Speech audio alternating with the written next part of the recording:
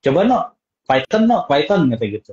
Selenium nih, Python, oh Selenium, udah apaan tuh Hmm. gitu kan, nggak tahu, gak dasar pengetahuan nggak tahu.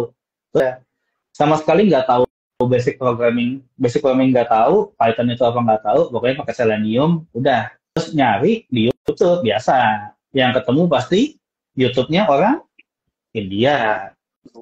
Mulai Hmm. nyoba-nyobain tuh, ngoding-ngoding, sampai akhirnya jalan bang. Jadi big if, Wah, else kebanyakan tapi. di yang lain, internet di Oh ya jonggol udah, aja kayaknya nih. memang itu dah. Maaf ya, aduh maaf di kampung soalnya. Oke, oke, oke. Kita mulai aja karena waktu terbatas nih ya. Mas Unonya Gas, sibuk nih kayaknya. Oke, gas. Bismillahirrahmanirrahim. Selamat datang buat teman-teman di acara Ngobrol QA, kolaborasi antar QA. Sekarang episode kedua, sebelumnya udah ada mengenal QA. Nah, sekarang kita berkenalan dengan Ide Jongko. Wih, coba Iya. say hi dulu Mas Uno. Ceritain dulu dong. Halo semuanya. Profil Uno tuh Apa siapa nih? kok? Terus penasaran gue kenapa namanya Ide Jongkok. Itu dulu deh, mulai dari situ. Aduh, ada kenalan dulu ya. Nama saya Uno gitu ya. Nama lengkapnya sih Arya Suseno. Kenapa Hmm. logonya kayak gitu, terus namanya Ide Jonggok? Jadi gini teman-teman. Terutama Bang Fahel nih, mungkin nggak tahu ya. Jadi tuh saya tuh punya kebiasaan. Kalau misalnya berpikir itu kan butuh tempat gitu ya. Tempat yang paling enak untuk berpikir itu saat jongkok teman-teman, terutama di WC, toilet.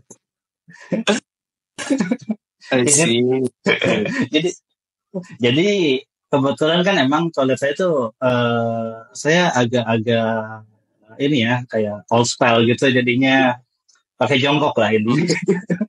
Ah, Jadinya ya udah itu benar jongkok. duduk ya. Sebenarnya betul, karena duduk itu bentar, tutup dulu laptopnya. Kita harus ini dulu. Oke, sip, sip. Tapi bang, ya aman. Itunya panda lagi lu lucu banget lo. Aman ya. Kocak, kebakaran, hati-hati Pak. Oh gitu. Oke, terus Mm-mm. yang menarik nih kayaknya gue juga sempet baca kayaknya lu juga bukan lulusan IT ya kan? Bukan. Wah, Betul, bukan. aja. Tapi lulus kuliah nggak? Kuliah, alhamdulillah kuliah. Jurusan apa dulu? Jadi saya tuh kuliah di zaman analog ya, di mana saya Mm-mm. nggak kenal komputer. Jurusannya itu teknik penerbangan atau kalau bahasa kerennya itu teknik aeronautika. Wih, Di kebetulan kang, ya nyasar jadi kesini gitu. Dan emang nggak ngerti komputer sama sekali bang. Waktu itu ya namanya sosmed aja taunya Friendster ya, Facebook aja masih baru kayak gitu. Jadi nggak ngerti komputer atau internet di saat itu. wow. Buat download PDF aja lama. Download PDF aja lama. Jurusan apa tadi? Aero? Aeronautika, penerbangan. Gokil. Kenapa nggak jadi Ya, pilot drone? jadi dulu waktu waktu apa namanya skripsi ya, tugas akhir. Jadi waktu itu belum ada namanya drone. Kita nyebutnya itu nama kerennya itu Iya, adalah awak. uh, nirawak atau kalau bahasa Inggrisnya UAV kayak gitu kan. Kebetulan skripsinya itu. Jadi sebelum ada orang jual drone, udah bikin. Gokil. Itu tahun 1970 ya, kalau nggak salah ya. Oh iya, berarti saya bareng Pak Habibie. Enggak. Jadi Oke, oke, oke. tahun, oh mau kasih tahu tahunnya ya, tahunnya. Jadi mungkin Nggak apa-apa kalau nggak tahu lah, Bang Fahru jebakan umur itu. nggak apa-apa. Biar tahu aja orang pada tahu umurnya berapa. Jadi Oke, oke, oke. tahun masuk kuliah itu 2005 teman-teman. Bang Fahru. Kuliah 2005, keluar kuliah itu 2009. Nah, kawan Hmm. kan umurnya berapa?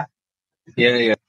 Berarti ternyata lebih tua daripada gua, anjir. Baru tahu gua. Baru tahu Iya, gua, Pak. Iya, Lu apa-apa. lulus kuliah, gue baru masuk kuliah, anjir. Gokil, suhut. Iya, 2009. Iya benar 2009 Agustus. Ingat banget tuh. Agustus tuh, Agustus. Wow. Gue lulus SMA 2008, Pak. 2008. Ya, waduh. Itu, wah saya udah di Lu udah ini Pak. Lagi ngetes roket Pak di Opan di sana di anjay. BSD sana. Mantap. Dari lulus kuliah terus sampai nyemplung ke dunia IT dan startup ini singkatnya gimana ceritanya? Singkat apa panjangnya nih? Waktu kita masih panjang kayaknya ya. Panjang ya, tergantung lu berapa Oke, episode lu ceritain. Gue sambil chat dulu ya. oke. Kuliah itu setelah lulus kuliah pastinya saat itu emang karena namanya teknik penerbangan gitu ya. Biasanya tuh kita pengennya kan pasti, terutama kan untuk jurusan saya nih, lulus kuliah biasanya mereka maunya tuh jadi teknik pesawat, biasanya kayak gitu. Karena emang kebanyakan dari teknik pesawat atau kalau misalnya lanjutin S2 itu lebih ke arahnya nanti kerjaannya ke riset, entah kalau misalnya di pemerintahan ada di PPPT, ada di Lapan, pokoknya sekarang namanya BRIN kan. Pada ke situ, Ya. terus kalau misalnya ada yang lanjut juga, ya mereka bisa ke PTDI, lebih banyak kayak gitu. Nah, tapi kalau yang memang banyak lowongannya itu adalah, kan saya sebenarnya nggak pinter-pinter amat gitu ya. Ya iyalah nggak pinter.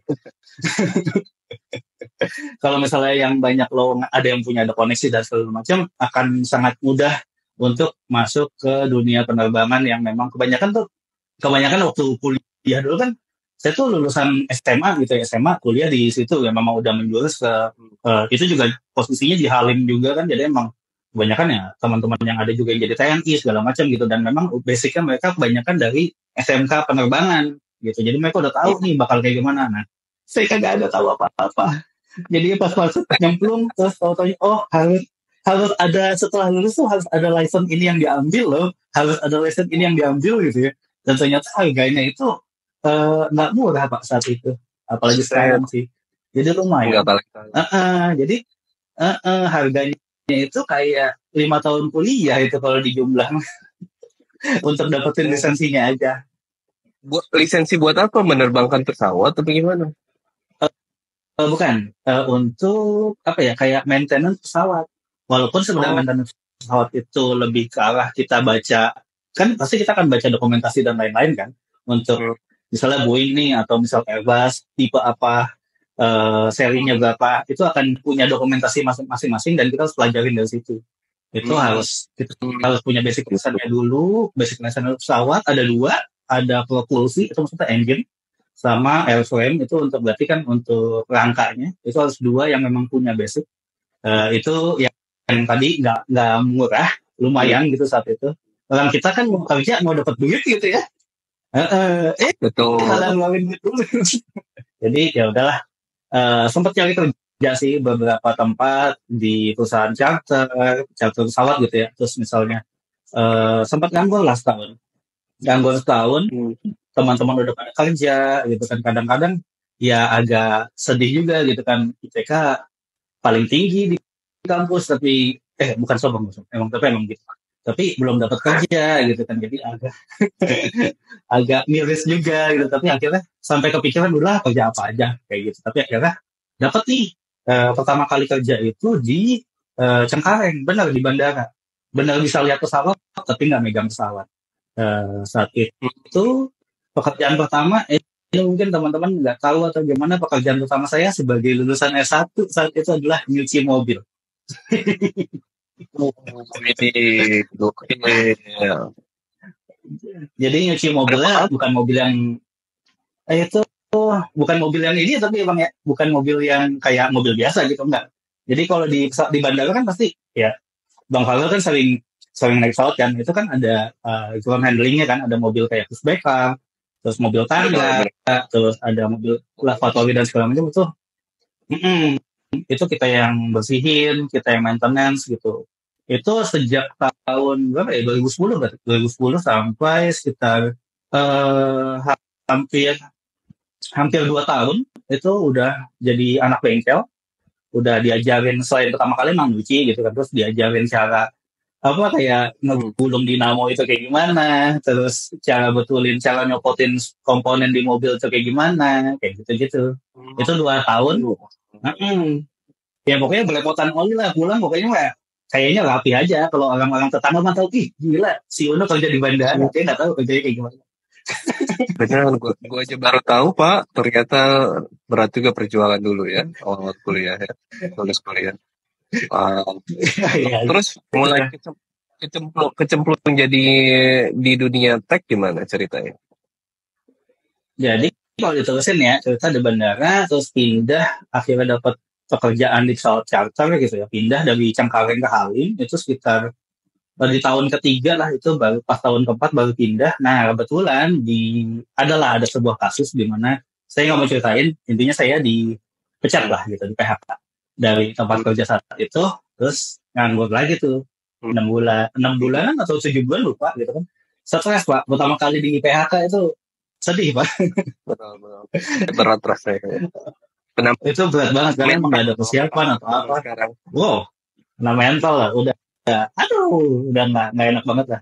Akhirnya nyari kerja apa aja, terus tiba-tiba dapat udah itu ngelamar tuh udah dari material tuh, saya sampai ngelamar ke tempat material, beneran material ini serius di Cikarang.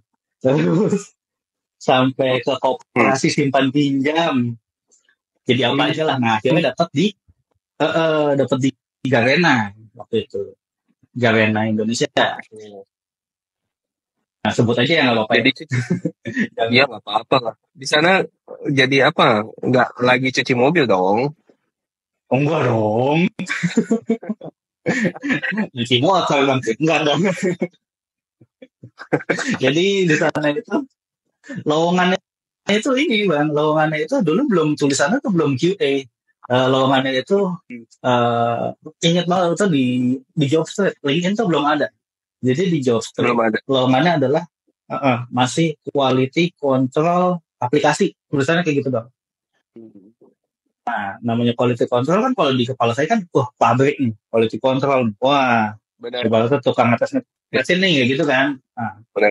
pas itu coba deh gitu kan, ternyata dipanggil. Nah kantornya kan namanya pertama kali nggak gedung tinggi-tinggi gitu, gila kantornya cakep banget gitu. Terus udah dites segala macam, udah diterima tuh, alhamdulillah terima. Udah nganggur sekian lama kita terima.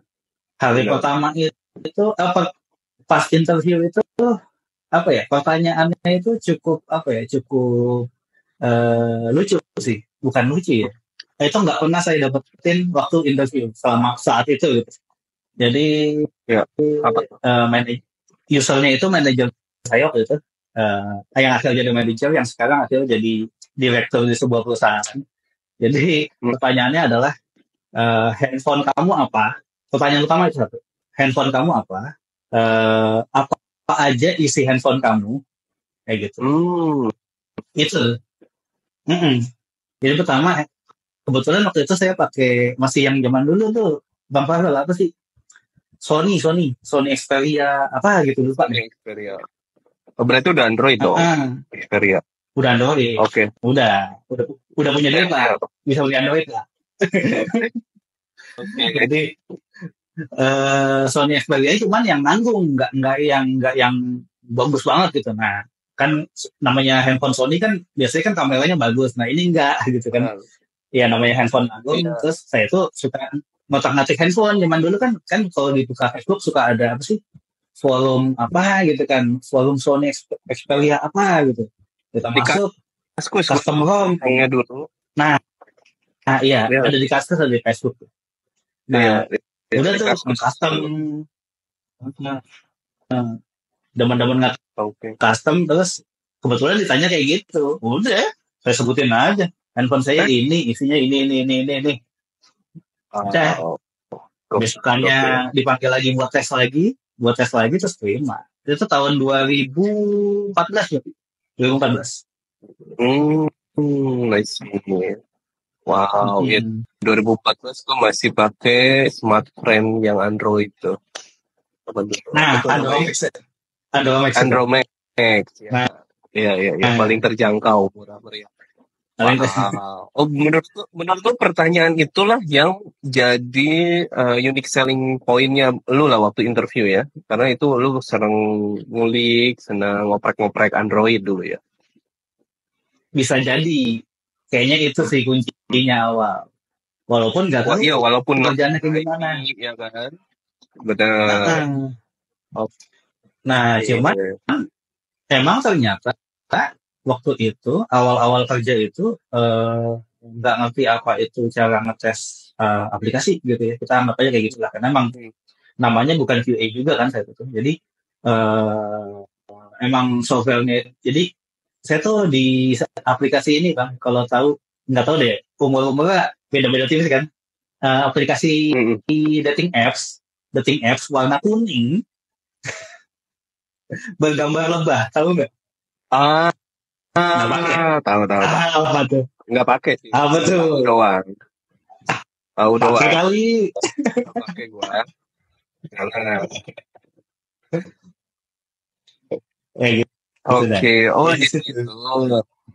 Tapi Hmm, diajarin dulu nggak pas awal-awal itu prosesnya ajarin ini enggak. gimana tuh dulu? Cuma jadi lebih tepatnya cuma pas hari pertama itu datang kebetulan kita berempat kan, berempat. Hmm. Empat orang ini bisa dianggap. Jadi di project itu, di produk itu ya cuma ada satu manajer sama empat orang lainnya. Jadi cuma ada lima kita untuk satu produk. Di waktu itu kan Garena kembang lebih ke arah game kan, sampai sekarang juga game kan. Iya, Itu sebelum iya, iya. jadi saya Awalnya. sekarang ya. Jadi kita masih sekitar di perusahaan baru ada 40 orangan atau ya sekitar segituan, jadi masih sedikit. Hmm. Nah itu kita lima orang, eh, cuma dikasih list doang di Google Sheet. Enggak di Google Sheet, malah di printin gitu mah, di print Hmm. banyak lembar-lembar. Terus setiap barisnya tuh ada misalnya masuk aplikasi gitu kayak gitu-gitu. Cuman emang bahasa Inggris tuh emang karena emang dari Singapura kan, jadi Listnya ya. terus ada checklistnya. Sistemnya belum test case tuh pakai kayak gitu, pakai checklist kayak gitu Benar. dari awal Oh, sampai akhir. Tapi 2014. 2014. Gua udah kerja di Mm-mm. Adira waktu itu. 2013 gua masuk Adira. Oke. Waduh Ya mantap. belum ada tes case, tes trial. Emang kayak Belum. gitu sih. Gue dulu nulisnya di Excel malah. Iya Wih, benar. Wow. Jadul benar. Iya. Oke. Terus? betul bener emang satu tuh. Mm-mm. Terus udah ngetesnya kayak gitu, emang udah ada paling ngelapor bugnya. Eh Ngelapor bugnya juga kita lewat Garena chat kan, apa sih namanya sekarang tuh? Lupa pokoknya pakai apps-nya internal lah. Internal. Lapor Hmm. langsung, ngelapornya langsung ke ini ke developernya. Enggak sih sebenarnya mungkin di sana ada QA-nya, jadi kita langsung laporin hasilnya misalnya ada nemu isu atau apa laporin di sana gitu. Nah, kalau dengar-dengar sih mereka itu waktu itu pakainya itu manajemennya itu pakai kalau nggak salah pivotal tracker bang, zaman dulu tuh. Sekarang masih ada nggak ya pivotal tracker? Belum pernah dengar sih itu kabarnya. Belum pernah dengar ya? Oke. Itu pakai pivotal tracker, belum pakai Jira dulu, belum ada. Iya, dulu gua pakai TFS punyanya Microsoft. Malum Enterprise lah, punya duit buat bayar Microsoft dulu. Wah, Mantap itu kayaknya mahal itu. mahal. Tapi bayarnya perusahaan ini. Kita mah ikut pakai doang Nah, Microsoft. iya. Oke, nah dari situ mulai kerja jadi QA manual berarti ya. Ya Nah, manual setiap hari tuh. Oke, nah di situ lu ada mentor yang ngajarin atau semuanya satu tim tuh sama-sama baru semua, sama-sama nggak ngerti, berdarah-darah bareng apa gimana? Sama-sama nggak ada yang ngerti. Kita Oh iya, cuma ngikutin aja apa yang ada tulis betul kayak gitu. Karena kalaupun kita nanya padahal, sama, emang berlima kan?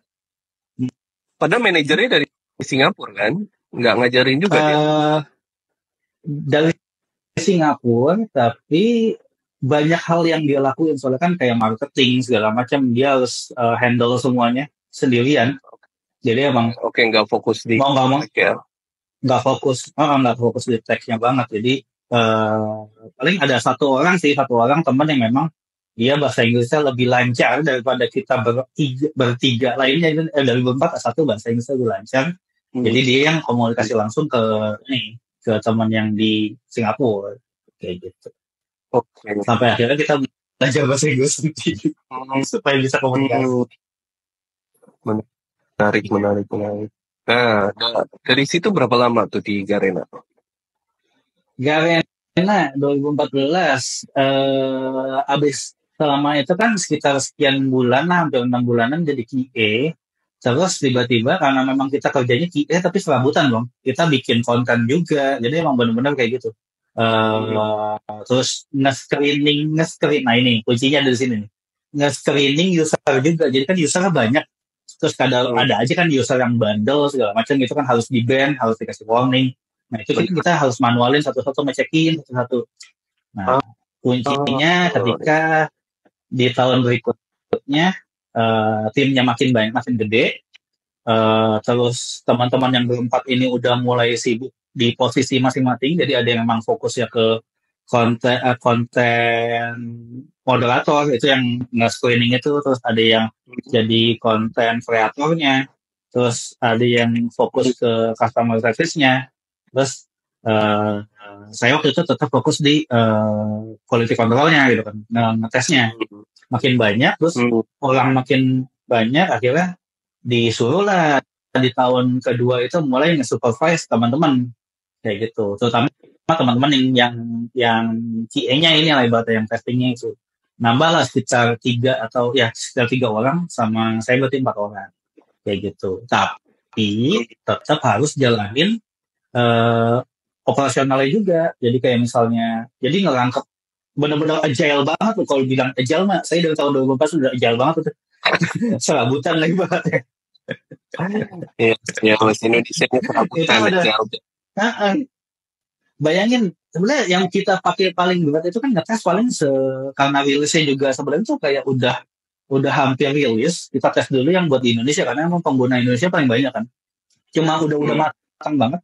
Ya kalau ibaratnya kayak udah alpha atau beta tesnya gitu kan, udah sebelum dirilis gitu kan, kita ngecek regulationnya doang gitu. Itu paling seminggu sekali, sisanya operasional aja selama sehari-harinya. Nah itu ngecekin satu-satu orang. Nah mulai tahu automation di situ, Pak. Oke, dari situ pertama kali ya bersentuhan dengan automation ya.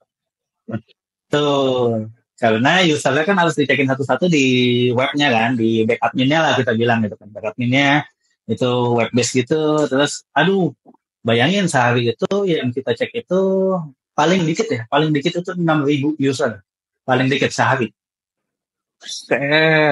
Oke, sangat pas banget sehari 6.000. Terus gimana tuh ceritanya automation tuh apanya yang ya nyentuh coding itu gimana? Kalau udah pakai Selenium kah waktu itu saya kan kagak tahu codingan ya, benar-benar buta gitu kan, nggak tahu coding segala macam. Nyari gimana sih cara kita biar lebih cepat gitu kan. Kita cuma berarti sehari itu emang sih Vivan 24 jam, tapi dalam satu waktu itu ada 3 orang yang ngerjain sama saya, berarti sekitar 4 lah. Kadang-kadang minta bantuan teman yang lain juga, jadi banyak itu. Ditambah lagi waktu itu 6.000 itu Indonesia doang. Waktu itu kebetulan yang di Iran sama di Malaysia itu kita yang handle juga untuk ngecekin. Nah, makin susah tuh karena bahasanya keriting tuh. Kita baca bawaannya mau bilang amin. Tulisannya kan Arab Farsi gitu kan, Persian gitu kan, jadi agak susah. Udah akhirnya nyari cara sampai nemu AutoIt dulu, pakai AutoIt, pikir awalnya kayak gitu. Tapi AutoIt itu kan nggak bisa nggak bisa tahu mana yang benar mana yang salah kan. Jadi cuma kayak makro doang gitu kan. Jadi wah nggak bisa nih. Sampai akhirnya dikenalin sama waktu itu manajer selanjutnya, itu udah nggak tahu berapa kali ganti manajer, bilang coba Python no, Python gitu. Apaan tuh gitu kan, nggak tahu, gak dasar pengetahuan nggak tahu. Terus nyari di YouTube biasa, yang ketemu pasti YouTube-nya orang India. Boleh ya, India itu. Dapat dapat oh Selenium nih, Python oh Selenium, udah sama sekali nggak tahu basic programming nggak tahu, Python itu apa nggak tahu, pokoknya pakai Selenium, udah mulai nyobain tuh ngoding sampai akhirnya jalan bang. Jadi if else kebanyakan, tapi waktu itu belum ngerti namanya OOP. Jadi suatu codingan pak saya juga masih lupa ngerti sekarang tuh. Itu if else banyak banget, tapi setidaknya saat itu bisa ngebaca ketika ada tulisan yang tidak senonoh di chat atau di mana gitu kan, itu langsung bisa langsung di ban segala macam. Jadi bandingannya memang kalau misalnya manusia biasa ngecekin itu paling 1 menit 2 menit gitu satu user, kalau ini kan 5 detik juga selesai gitu. Benar. Ya, bikin secara programatis scriptingnya kan. Gokil. Paling kalau misalnya ada gambar nggak bisa. Bisa ngecek gambar tapi ribet, tapi belum nyampe ilmunya waktu itu ya. Nggak nyampe. Waktu itu nggak bisa. Gokil sih. Wow, lumayan amazing dari ngulik sendiri di YouTube, implementasi sendiri semuanya. Wah, mantap. Memang kuncinya itu sih ya, senang ngulik sih. Kuncinya itu, betul. Kalau nggak dikulik nggak bakal bisa. Mungkin saya masih ngetes itu, masih ngecekin sampai sekarang itu. Iya, begadang ya kan. Wah. Iya. Walaupun aplikasi udah tutup ya sekarang. Ya. Gara-gara itu ya, cak rating 6.000 per hari ya, kebennya. Oke, sambil nyapi, kita baca komen dulu kali ya, sesekali diselingin. Oke, dari Turudina, merendah untuk meroket, mantap. Oh ini yang bahasan tadi soal lo jadi tukang cuci dulu. Terus apa lagi tuh? Aduh, gue scrollnya dari si beli suhu boleh share apa skill terpenting jadi seorang QA. Nah, ini satu pertanyaan dulu ya kita jawab ya. Boleh share apa skill terpenting jadi seorang QA? Apakah skill QA sering kebawa ke kehidupan nyata? Makasih abang. Halo. Biasa ada kendala teknis lagi, anjay.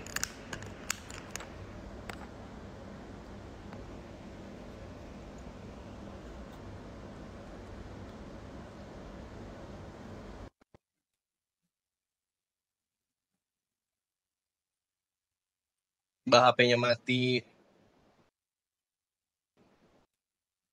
gara-gara kepanasan, Maaf Pak, internet mati. Tadi HP-nya kepanasan. Aduh, Ada mulu kendala teknis, dah heran gua. Aman. Tadi VPN-nya. Lanjut lagi.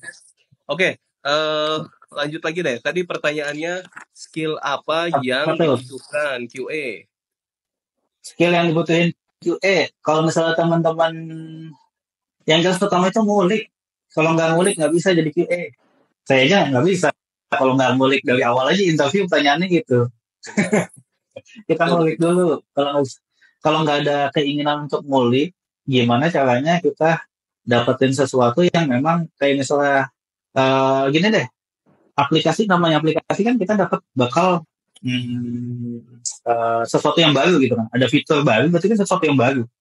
Misalnya mau explore lah, intinya kayak gitu. Kalau misalnya kita nggak tahu ini jangankan ada fitur baru, jangan fitur lama aja kita nggak tahu cara gunainnya kan, sama aja ini kan, berarti kita kurang ngulik tuh.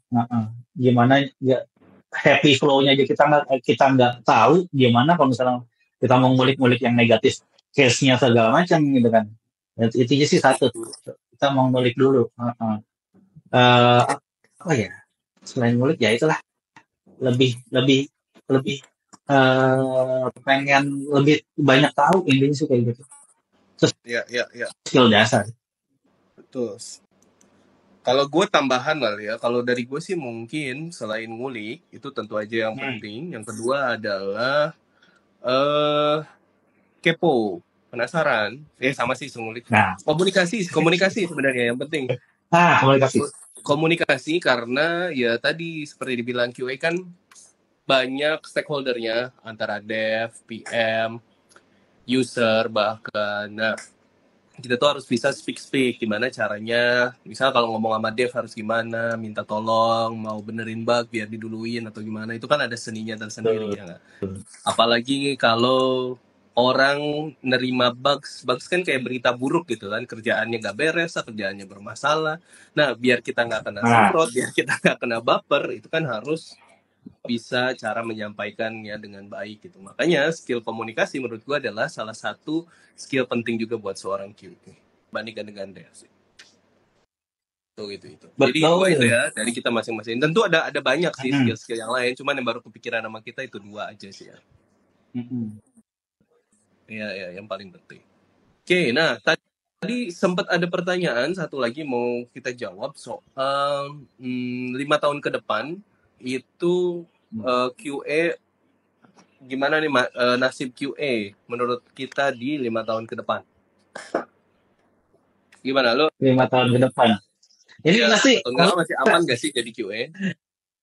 Ini kan orang pasti nanya, kita bakal gantiin AI apa enggak sih? Ini kayak awalnya ujung-ujungnya ke situ deh. Bisa jadi ya. Ada relevannya ke situ. Sekarang gini, segala sesuatu yang dibikin manusia itu nggak mungkin nggak ada cacat. Yang nggak cacat. Nah, walaupun yang ngetes AI, misalnya, kita bakal gantiin AI bang, AI pinter. AI itu juga buatan manusia, teman-teman. Bisa jadi AI-nya juga bermasalah. Kita masih bisa dipakai, masih tetap dipakai kok. Minimal ngetes AI-nya. Iya. Asal malah kita yang bikin AI-nya. Itu aman kok. Insya Allah aman. Ya. Kalau gue melihat kayaknya masih relevan karena kalau dilihat dari secara adopsi teknologi kan ada gelombangnya. Misalnya di US itu yang lagi hype apa, nanti beberapa tahun kemudian ke China, bisa di China ke Indonesia. Jadi sebenarnya apa yang terjadi di Indonesia itu sebenarnya kayak di China 2 tahun yang lalu, dari US 3 tahun lalu. Dan sekarang itu tanda-tandanya di US masih banyak lowongan QA. Kalau dilihat dari Netflix dan lain-lain itu masih ada lowongan QA. Ntar gue mau tunjukin. Nih kelihatan kan? Nih, ini Netflix saja ada senior test engineer. Gue lagi buka buat iOS Cam SDK. Jadi dari perusahaan luar aja yang selevel kayak Netflix, terus Meta bahkan itu masih punya lowongan QA. Meta aja yang canggih-canggihnya AI itu masih ada lowongan QA sekarang ini. QA Engineering Lead. Tentu, tapi ya skillnya juga pasti gila-gila, tapi kan seenggaknya QA juga masih ada. Gitu. Wah, ini kita ngomongin udah nyampe ke luar negeri ini. Mantap. Ya, nah menyambung ke itu kan bridging ceritanya, bridging. Dari situ gue mau ada benang merahnya nih antara gue dan Uno itu kita sama-sama kerja di perusahaan luar negeri sekarang. Tapi bedanya karena gue offline, kalau dia online, dia remote, gue onsite gitu kan. Nah, pertanyaan pertama adalah menurut lo bedanya kerja di perusahaan Indonesia dan kerja di perusahaan luar negeri? Bedanya kerja di perusahaan Indonesia sama kerja di luar negeri adalah satu bahasa, 2 budaya, karena budaya kerja di Indonesia sama di luar itu pasti beda. Terus segi pastinya benefit yang didapetin kayak gitu. Terus mungkin akan sangat ada perbedaan kalau misalnya kita kalau Bang Pavel saya nggak tahu ya, kalau Bang Pavel kan onsite gitu kan, benar-benar onsite, jadi nggak akan ada masalah waktu jam. Kalau yang biasanya remote itu biasanya di lowongannya bakal kasih dia tahu tuh, misalnya kalau kita kan ada perbedaan jam, misalnya kalau saya misalkan di Jepang gitu kan, itu kan perbedaan waktu itu ada 2 jam, jadi di Jepang itu dia itu waktunya lebih dulu gitu. Terus kalau ternyata kita ada meeting sama teman-teman kita misalnya ada yang di India atau di kalau di India itu beda lagi, kita lebih dulu daripada mereka gitu kan. Terus kalau misalnya teman-teman yang Filipina misalnya beda 1 jam.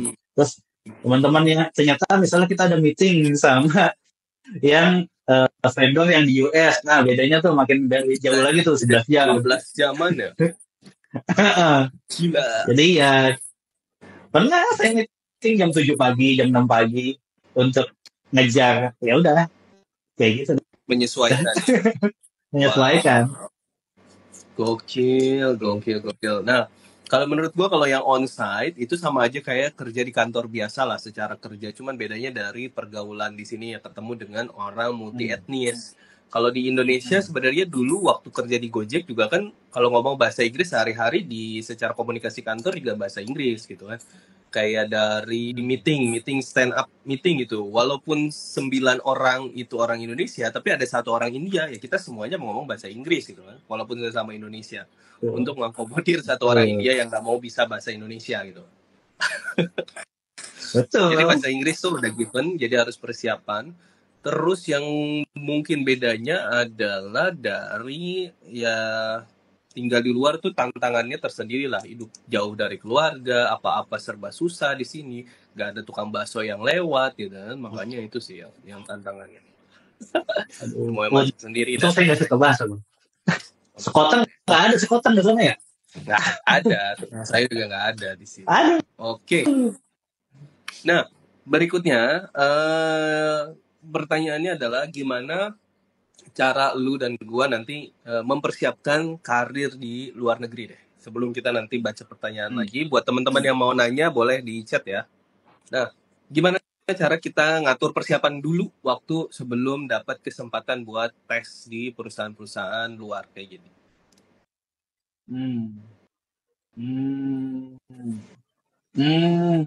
Apakah ini akan relate? Takutnya nggak relate nih Bang. Ya nggak apa-apa, gue kan nanya apa yang lu rasakan pengalaman lu dulu. Oke. Pas gimana supaya dapetin itu gitu ya? Persiapan lu, ini pertanyaannya gimana persiapan lu sampai misalkan ketika dapat opportunity itu lu tuh udah bisa sesuai standar mereka sampai diterima gitu. Yang pertama persiapannya, saya kagak ada persiapan Bang, semua udah beneran. Jadi waktu itu emang didapetinnya emang saya nggak tahu itu lowongan dari mana gitu ya. Yang pertama kali ini kan ibaratnya sekarang ini perusahaan kedua, perusahaan pertama itu tahun 2020 gitu. Itu dapetin itu yang pertama kalau misalnya latihin dulu LinkedIn yang jelas kalau misalnya ada kita punya portofolio atau di mana, terutama kalau kita kan QA kan agak susah ya portofolio. Ada yang bilang susah untuk portofolio, sebenarnya kan bisa aja kita seperti yang minggu kemarin Bang Fagel sama Bang Reza jelasin gitu kan, sebenarnya itu bisa aja soal QA itu bisa ada portofolionya, tapi lebih ke arah kita ya memang biar kita bisa dilihat orang, pertama LinkedIn-nya dirapihin dulu dan memang kasih lihat apa sih kerja kita. Kalau misalnya kita punya posting, silakan posting gitu ya. Biar kita bisa dilihat sama orang, nggak cuma di Indonesia doang gitu. Terutama kan gini, misalnya kita ambil koneksi sama teman-teman sesama Indonesia gitu ya. Bisa aja, misalnya Bang Rahul kan kerja di luar gitu kan. Bisa aja memang ada koneksi sama orang luar juga, bisa jadi gara-gara koneksi kita, connectivity di LinkedIn itu, bisa jadi lihat sama karena kita posting sesuatu terus di like sama Bang Rahul, teman-teman Farel yang di sana mungkin manajernya ngeliat gitu kan, bisa jadi opportunity dari situ kayak gitu. Kalau itu kalau misalnya karena saya sampai saat ini sih waktu di 2 tempat ini nggak lowongan sebenarnya pada saat itu. Jadi kita ngeliat dapat message dari orang yang tidak dikenal, tiba-tiba ya udah kita iyain, katanya interview gitu. Woi, iya. Tapi bentar. Pada sebelum lu dapat lowongan, lu sering posting di LinkedIn nggak waktu itu? Oh iya. Tebar persona ya, tebar jala dulu ya. Oh iya. Jadi tuh gini, waktu itu masih COVID kan, kerja itu udah waktu itu di perusahaan di Kebon Jeruk lah. Nah perusahaan di Kebon Jeruk, perusahaan apa namanya kayak media gitu, depannya M belakangnya C. Tangannya N, ya itu. Terus bingung nih, kadang-kadang karena emang di rumah lebih banyak gitu kan biasanya kalau di jalan kan kebanyakan kalau misalnya kerja kan biasanya 2 jam jalan gitu 2 jam berarti 4 jam buat jalan ini kan kita nggak perlu kemana-mana gitu kan karena covid jadinya lebih ke arah bikin YouTube tuh dibagusin gitu kalau itu bikin konten-konten tentang selenium awal-awal tuh 2020-an lah sebenarnya Bang Farul udah bikin udah streaming cuman saya Iya, maksa aja. iya bagus aja, nggak apa-apa lah kan. Itu kan karya sendiri masing-masing. Iya, itu dari situ sih awalnya terus LinkedIn bikin posting masih masih ya kita tahu lah karya kita pertama pasti jelek sih, nggak Betul, mungkin langsung bagus, pasti jelek. betul. Jadi posting aja. Jadi kalaupun teman-teman bikin postingan atau apa, malu bang, takut bang, nanti gini, nggak usah malu, udah pasti jelek, udah makanya posting aja dulu. Benar. Kayak gitu, Betul. awalnya gitu dulu. Justru dari situ kayak semakin ada perubahan, improvement gitu ya. Betul. Oke, menarik Awal-awal gitu sekali. Dari LinkedIn, jadi kesimpulannya LinkedIn pencitraan, nanti ada yang Pencitraan. tawarin opportunity dan ikut tes ya. Betul. Tapi Itu juga pastiin, ya gimana? sorry bang. Tapi pastiin apa yang kita citrakan di sosmed itu sama keseharian kita. Jangan sampai apa yang kita citrakan sangat bagus gitu ya, ternyata aslinya nggak begitu gitu kan. Tapi cuma marketing doang gitu. Harus jujur lah ya. Betul. Udah bisa bla bla bla bla tuh sini nggak taunya pasti tes. Ngerti. Iya, bisa. Iya. Ya, susah dah. Benar. Mantap. Oke, nah kita selingi dulu sebuah pertanyaan dari Bun Dreng. Bang, ada tips nggak untuk buat tes skenario di kala waktu yang diberikan itu sedikit? Tips bikin tes skenario di waktu yang mepet. Ada tips nggak lo? Nggak usah bikin tes skenario lah, mepet. Bikinin aja. Iya. Pernah ngalamin nggak? Baru pasti ngalamin dong. Betul. Tapi sekarang bang. Iya, kalau nggak usah bikin lah. Bikin ininya aja, checklist aja. Pasti semua bikin lah. Bikin yang sesimpel mungkin lebih baik, langsung aksi ngetesnya lah ya, daripada planning skenario. Planning habis waktu kita. Betul. Secara teori, ya kan gue bilang secara teori memang harus bikin biar bisa direview kalau ada waktu. Ya kan? Kalau ada waktu. Ya, kalau waktunya mepet dan lain-lain, mending langsung aja hajar ya. Betul. Setuju. Itu ya itulah kalau yang di teori-teori percaya dah harus bikin duluan ya percaya. Tapi aktualnya kita lihat situasi dan kondisi ya. Iya. Tapi pastikan apa yang kita lakuin kita ingat plus dicatat stepnya apa aja. Bisa jadi pas kita ngelakuin itu, ketemu bang. Nah tapi kita lupa cara ngereproduksi. Nah itu bahaya sih. Di-record aja lah. Bisa. Nggak ribet ya sekalian, tapi ngabisin memori sih. Benar juga. Memorinya kasihan. Oke, lanjut dikit deh dari Yalianto. Benar katanya tuh bang, kata bapak si Puden kita. Yam napiu skill gila itu maksudnya kayak gimana bang? Skill gila, emang lu sempat bilang skill gila? Enggak. Oh ini kayaknya bang, tadi kan nyebutin ini, kita nyebutin ini deh. Kalau di Netflix tuh skillnya udah gila-gila. Yang terkonsen tadi gitu deh. Ini yang gue itu gua. Iya, kalau dilihat dari deskripsi kerjaannya itu skillnya yang spek-spek dewa lah, susah kan. Ini mana ya? Kamera belakang nih ya. Nih, ini kan senior text engineer iOS. Tuh, liatin contribute overall quality strategi SDK. Nah, bisa ngoding SDK pakai iOS ya nggak? Dibantu manual testing feature. Jadi untuk jadi tester lo harus bisa jadi developer iOS games SDK lagi specifically. Nah, sisanya soft skill, tapi hard skillnya gitu tuh. Experience developing, testing third party SDK, Objective-C dan Swift. Nah, ini yang gue bilang skillnya itu speknya udah spek dewa semua. Tapi memang kompensasinya juga Amazing, bisa Gila. sampai 720 per tahun dolar, which ya tapi kan tergantung ininya sih ya, tergantung skillnya Iya. itu. Salary-nya dari 100 sampai 700, 100 berarti kan 150 juta sampai Berapa tuh? 800-900 juta per tahun. Setahun bagi 12 juta. Jadi ini kan enggak 100 juta berapa ya? Kali 15.000 1,5 M lah per tahun, 1,5 M. Gaji ya tapi kan itu dia skillnya bukan kaleng-kaleng.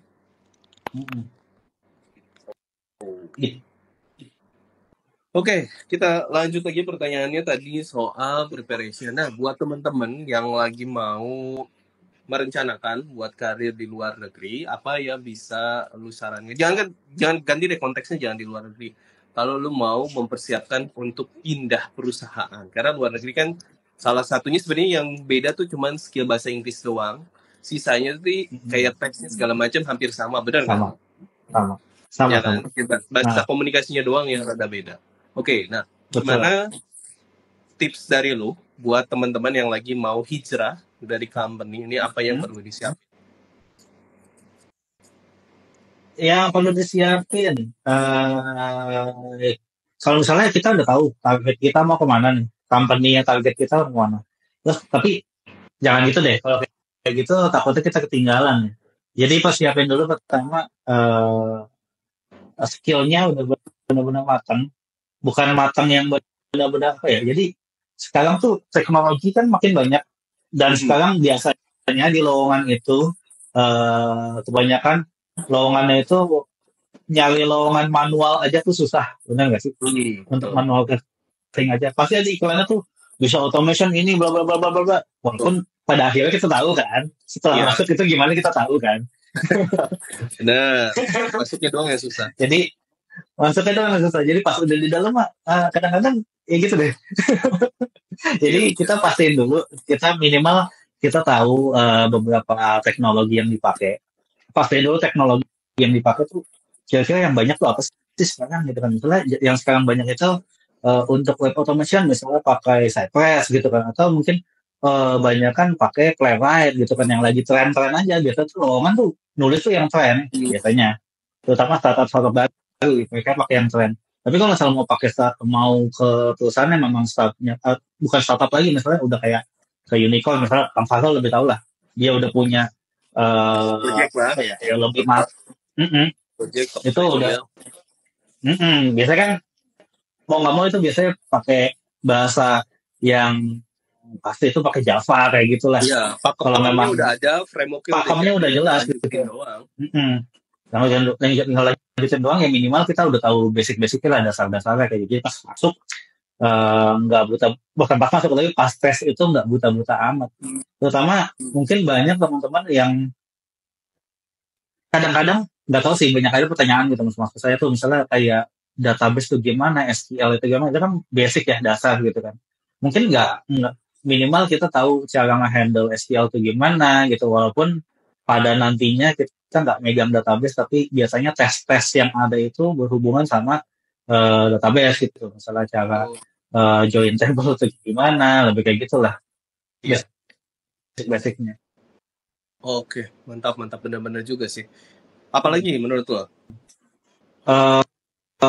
Apalagi ya, komunikasinya saat interview kalau bisa harus meyakinkan.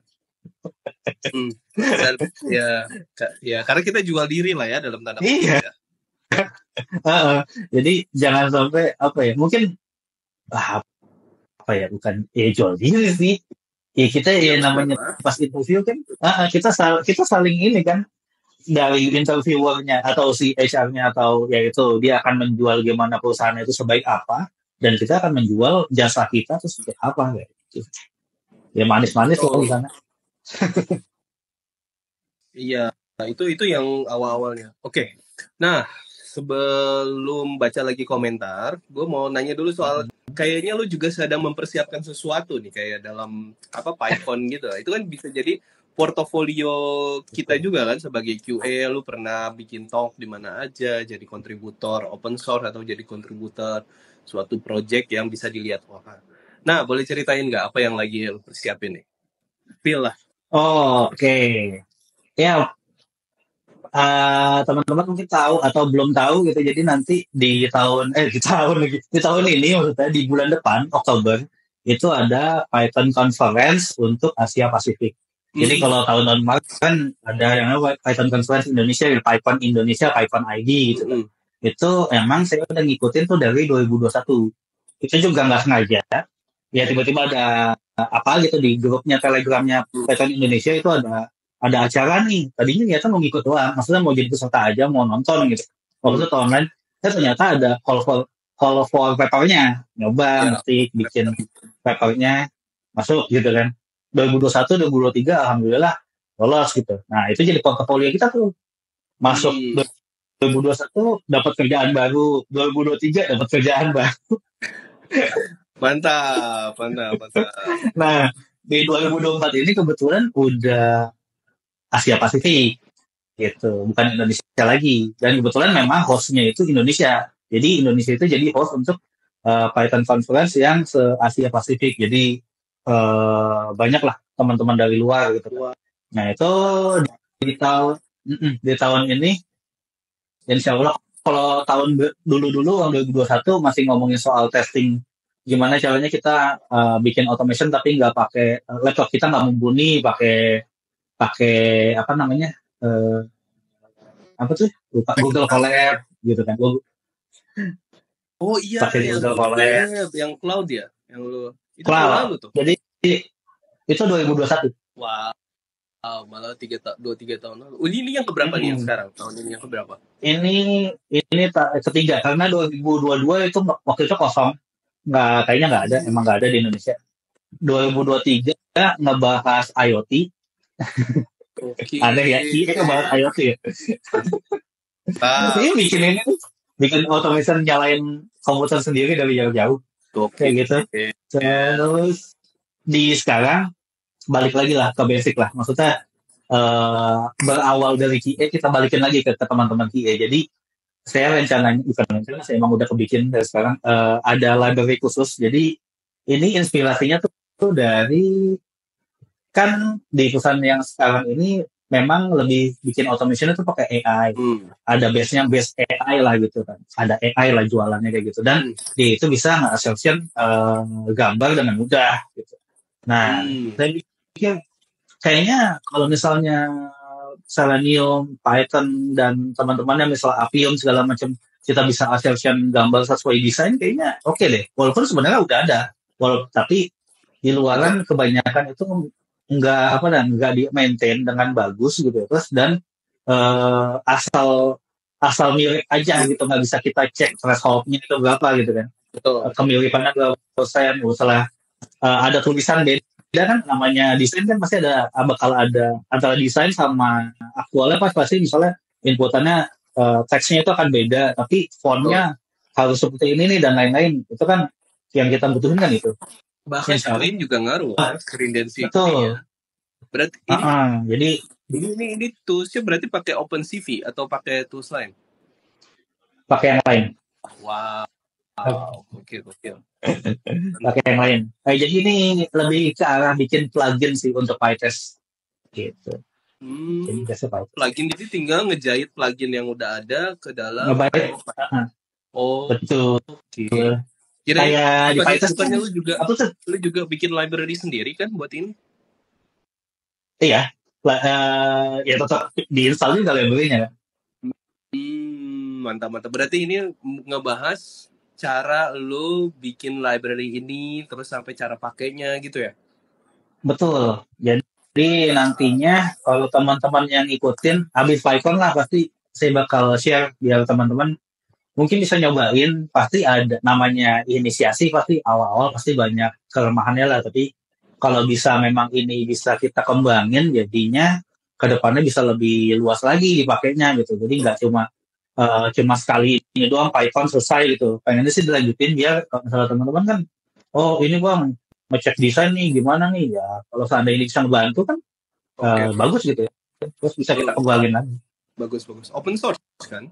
Open source, tinggal pip install aja ntar. Mantap. Nanti kita tinggal bikin PR aja. Review PR. Iya, bisa. Review. Nanti kan ada nama portfolio kan? Portfolio ada nama kontributor di Python Package Index gitu kan? Yes, gokil. Ini acaranya di mana? Offline apa online? Acaranya itu offline dan online. Dibuka 2 slot gitu. Kalau nggak salah tuh acaranya di Jogja tanggal 25 sampai tanggal 27 di 25 Jogja di bulan depan. Oktober. Oke. Jumat Sabtu Minggu. Nice. Jadi buat teman-teman yang ada di Jogja atau sekalian liburan, nanti bisa mampir dan support dulu di sana ya. Ya. Betul. Amin. Mahal nggak tiketnya? Datang dah.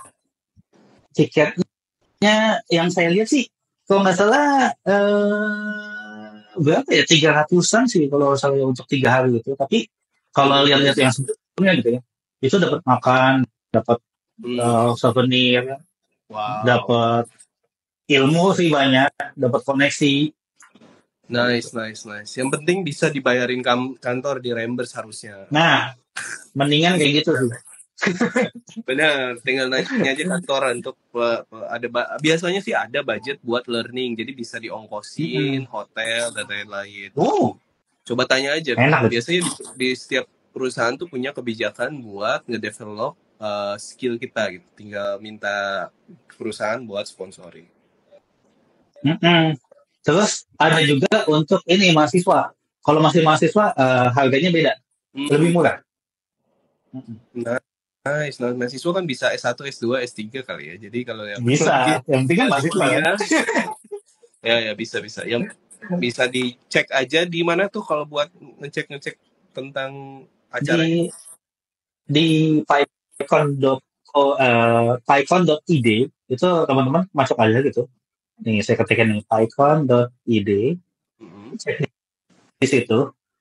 Nanti ada tiketnya, bisa beli di situ, daftar dulu.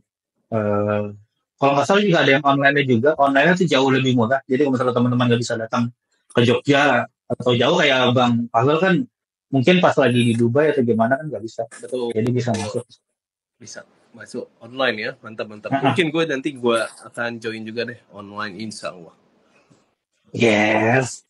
Oke. Saya nggak tahu slotnya kapan tapi ya. Jadi kalau nggak salah sih di hari pertama atau kedua lupa. Oke, belum keluar jadwalnya ya? Belum keluar. Siap. Oke, kita baca lagi pertanyaan dari Ilham katanya nih ya. Bang, kalau ada case developer nggak mau ngerjain bug yang menurut kita urgent, apa aduin aja ke lead? Case-nya udah kasih evidence dan bisa direproduce. Gitu. Menurut lo gimana? Perlu diaduin nggak? Lihat siapa dulu nih. Kalau kita nggak punya lead, mau ngaduin ke siapa? Lead dev-nya atau PM? Ya bilang aja. Maksudnya gini loh, kita kan dari awal mungkin komunikasinya agak kurang atau gimana. Coba cek dulu. Ini kita pastiin dulu emang komunikasi kita benar, jangan bikin kesal juga. Terus gimana caranya kita meyakinkan dia emang ini urgent. Kalau misalnya kejadian yang di production tuh begini terus ternyata kita bakal ngerugiin, mulai takutin aja gitu ya.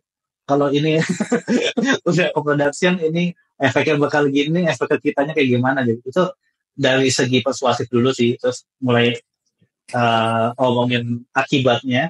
Kalau ternyata memang tidak bisa, kita duduk bareng, antara memang kita ada lead, kita sama lead kita, atau misalnya ada lead dev-nya atau PM, kita omongin bareng-bareng, jangan main ngaduin langsung gitu. Kalau bisa kita komunikasi bareng-bareng, itu kan lebih enak gitu. Jadi kita punya sesuatu berita, kita sampaikan ke teman-teman yang terkait. Jadi yang masalah tuh bukan cuma kita doang, jadi aware bareng-bareng kayak gitu. Nih, tambahin lagi sama ya Bang Yalianto, Bang Ilham, tergantung seberapa besar dampak bug itu. Kalau minor,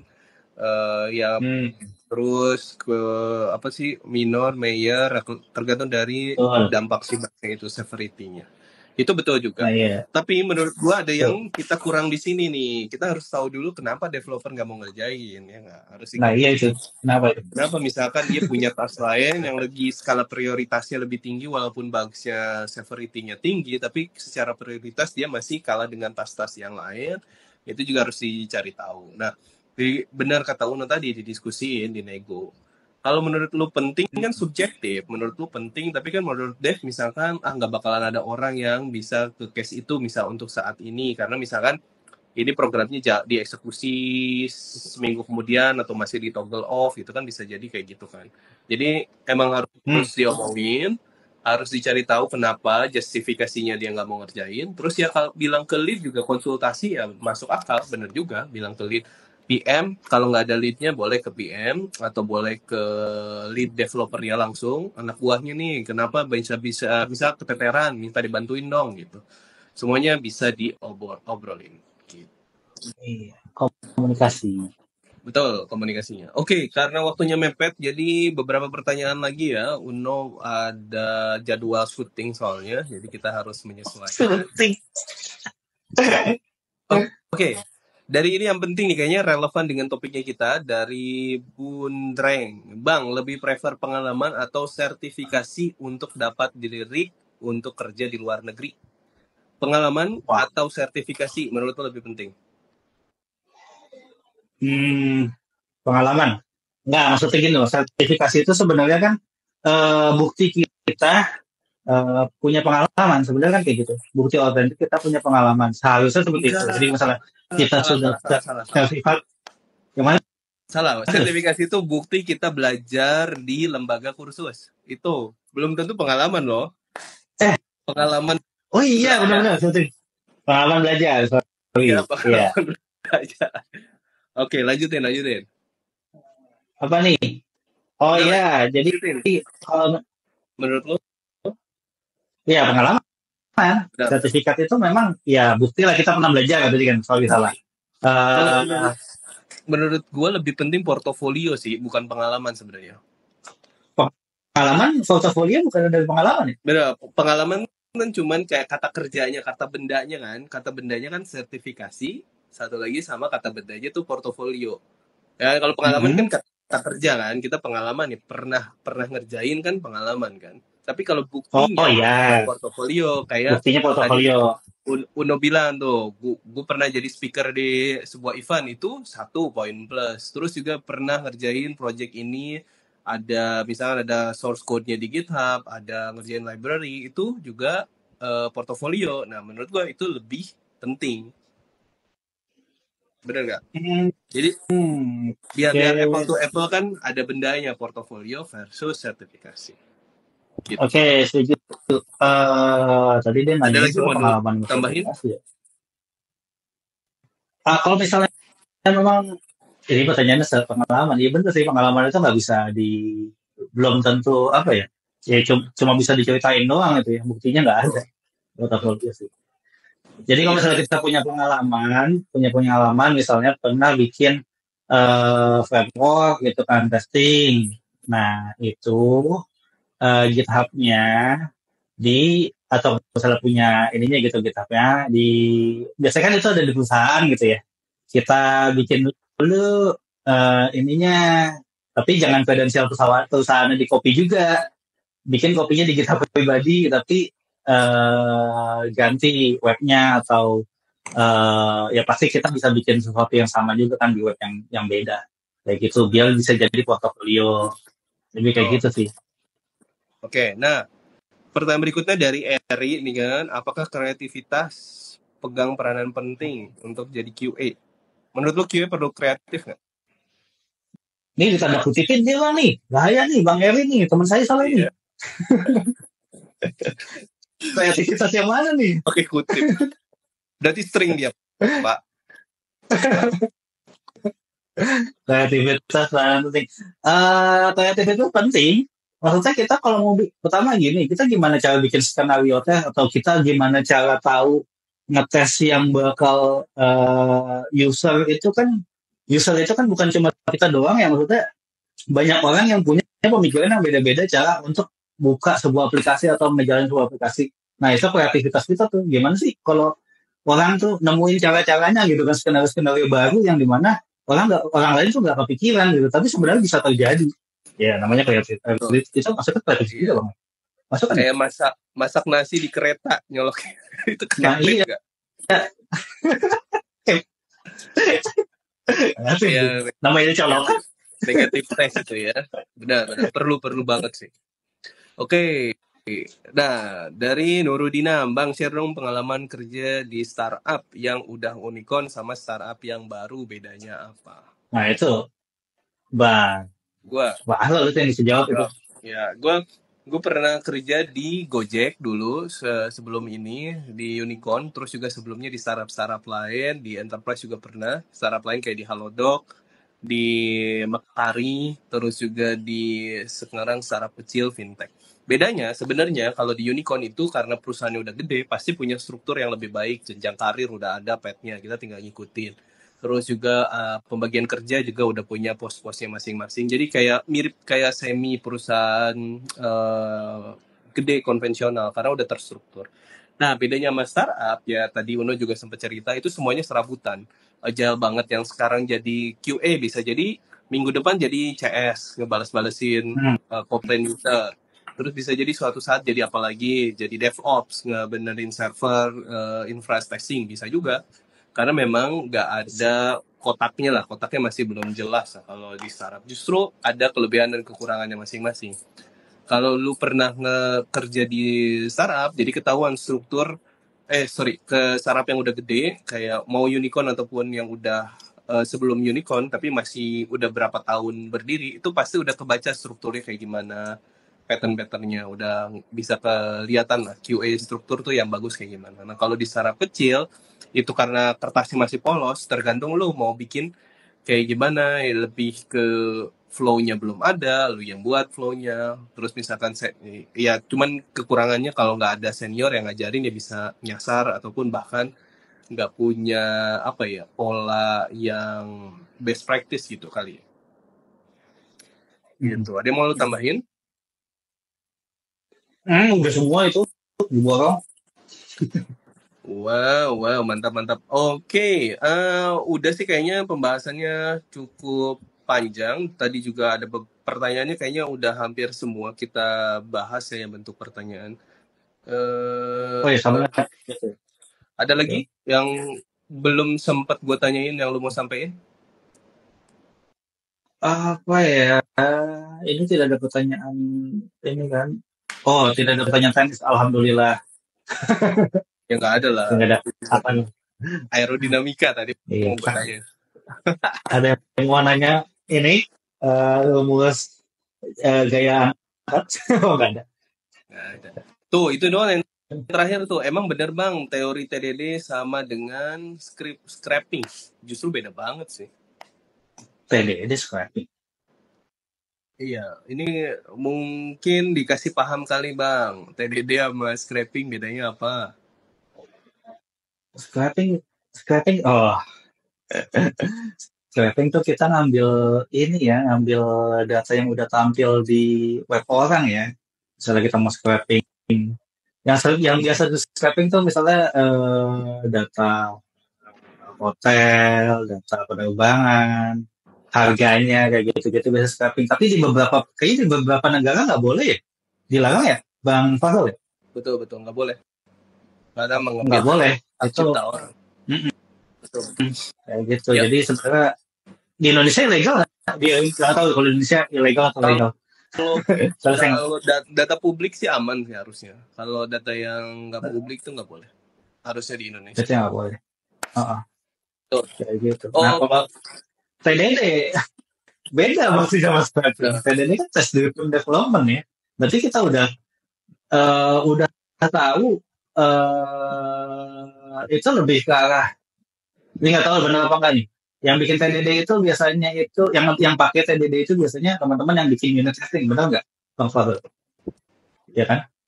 Ya, nggak mesti sih. Automation juga bisa TDD bikin acceptance kriterianya dulu sebelum implementasinya.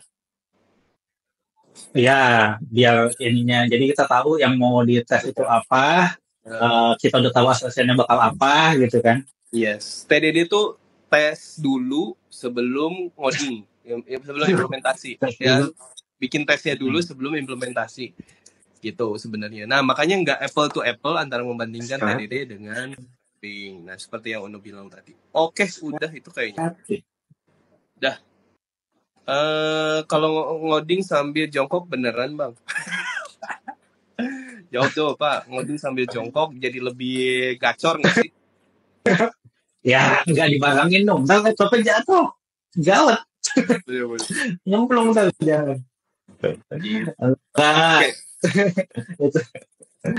Oke, terjawab semua misteri-misterinya. Buat teman-teman yang kalau ada pertanyaan lanjutan atau ada yang mau ditanyain, Japri boleh ke gua, ke Uno, bebas. Jangan lupa subscribe juga Ide Jongkok sama YouTube Ngetes Bareng Fahrul gitu ya.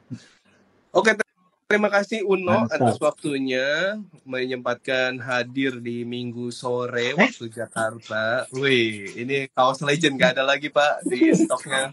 Belum gue bikin. Oh, ada ya? Waduh, ini hadiah lebaran ini. Limited edition. Gue dulu jual tapi nggak laku Pak di Tokopedia. Nggak Ya. beli beneran. Nggak ada banyak lah. Ya. Yang laku cuma 1-2. Makanya gue sekarang pasti laku kayaknya sih. Ya, mungkin dulu nggak ada yang kenal, followernya masih di bawah 1.000 ya. Ya, moga-moga aja sekarang bisa nambah ya. Jadi buat teman-teman yang mau berkarir di QA, mau apa, pantengin aja akun kita. Karena kita nggak bosan-bosan lah buat ngajarin teman-teman. Oke, terima kasih banyak semuanya yang udah join sampai akhir. Mohon maaf kalau ada salah-salah kata, disconnect itu kesalahan teknis ya. Oke, makasih Uno ya. Ya, sampai jumpa Bang Uno. Sama-sama Pak Guru. Sampai jumpa semuanya. Ya, bye. Assalamualaikum warahmatullahi wabarakatuh.